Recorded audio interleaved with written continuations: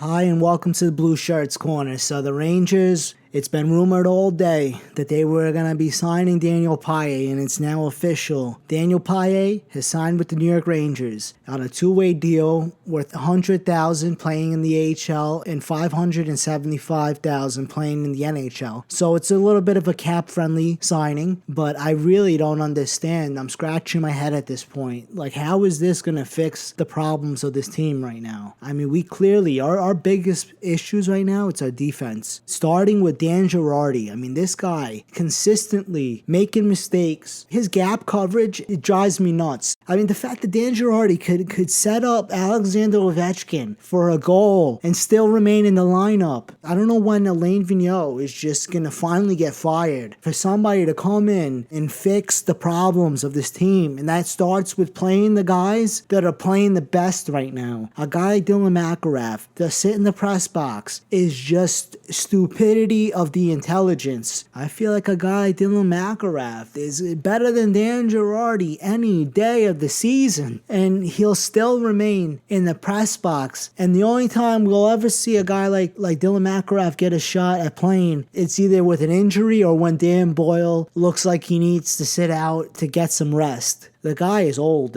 I mean, I don't even know. I mean, the fact that we got Mark Stahl playing, he's just right behind Dan Girardi in regression this season. And I feel like playing with a guy like Dan Boyle doesn't help his case. And just put Dylan McIlrath in, have him play with Keith Yandel. Don't even touch it. Don't even look at him. Just let them play. Have Kevin Klein playing with Ryan McDonough, and just have Dan Girardi finally take a seat, or have Dan Boyle just on the third pairing with Mark Stahl. I mean, I don't know. I'd rather have Brady Shea come in and play over Mark Stahl. I would rather us sign a bag of pucks to play on the third pairing with Brady Shea than to have any one of those three defensemen remain in this lineup having the keys to the city with the longest leash in the world. I mean, I don't know when these guys are going to finally just stop. I don't know when Alain Vigneault is going to finally stop playing games. But last season, Alain Vigneault should have been a lot more aggressive. And now this season, again, it's like, when are you going to be more aggressive to put your best players out there so we can put up some points? I don't know. I mean, I feel like if we don't come away with some big wins here, the next 3 games before that All-Star break, if we don't beat the Carolina Hurricanes tomorrow, if we don't beat the Ottawa Senators on Sunday, if we don't beat the Buffalo Sabres, who got a lot better this season, Monday, before this All-Star break, we're in big trouble. We need to come away with 3 humongous, when I say enormous wins, like, we need to come away with some epic wins here the next 3 games before this All-Star break. And then we'll get some rest, and I hope that after that these guys start playing out of their mind. And Alain Vigneault needs to stop. I don't know when Dan Girardi, I feel like this guy needs to get hurt just so he can not staple this team and hang our goaltenders out to dry. We need guys to be playing at their best, and when they don't play at their best, they need to be sitting in the press box. So if Dan Girardi's not going to play to the best of his abilities, and if this is the best of his abilities, then we're in trouble. We really are, especially when this guy is on the top pairing and playing with Ryan McDonough. And now we're signing Daniel Paille to come in to fix our penalty kill. And meanwhile, we got Victor Stahlberg, who's been insane in a sense. The guy, they don't even play him on the penalty kill. The guy's got like a minute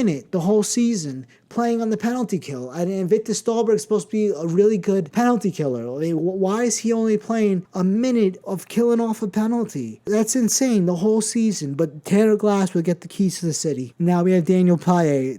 I'm telling you, Tanner Glass and Daniel Paille are in this lineup, and any other forward has to sit out, I'm going to have to go nuts. I'm done with Dan Girardi. I'm done with Dan Boyle. And I look at Tampa Bay, and I see Anton Strawman playing like a top pairing defenseman. At this point, I'm like, if we had kept Anton Strawman over a guy like Dan Boyle, I guarantee it that we would have won a cup last season. We would have gotten past the Tampa Bay Lightning, because it was Anton Strawman that killed us. And again this season, I have to stare at a guy like Dan Boyle. Look at a guy like Anton Strawman playing insane in a sense. Anton Strawman, if this guy was even on the third pairing, we would be a better team right now. And Dan Boyle, it drives me nuts. I feel like the only reason we even signed Dan Boyle was only so the Ranger fans didn't have to throw away the Rangers jersey after Brian Boyle got to walk away, and we signed Tanner Glass. I don't know when we're going to finally just make up for the mistakes, because we made so many mistakes. When we've now shot ourselves in the foot so many times, we're walking on one leg. And now it looks like our defense, it's like Ryan McDonough's got to play on one leg in a sense, as he's got to make up for Dan Girardi's mistakes. Keith Yandel needs to be playing on the second pairing, if not on the first pairing with Ryan McDonough, because at this point, if Kevin Klein isn't playing with Ryan McDonough, then I don't know what Alain Vigneault is doing. He's really the reason we gave up Emerson Needham. He's the reason that Dan Girardi continues to play over Dylan McIlrath. He's the reason for Dan Boyle getting to play so many games and just look so tired. I don't know. I just don't know. I'm just looking forward to tomorrow's game. I'm going to keep everybody posted. Just remember, let's go Rangers.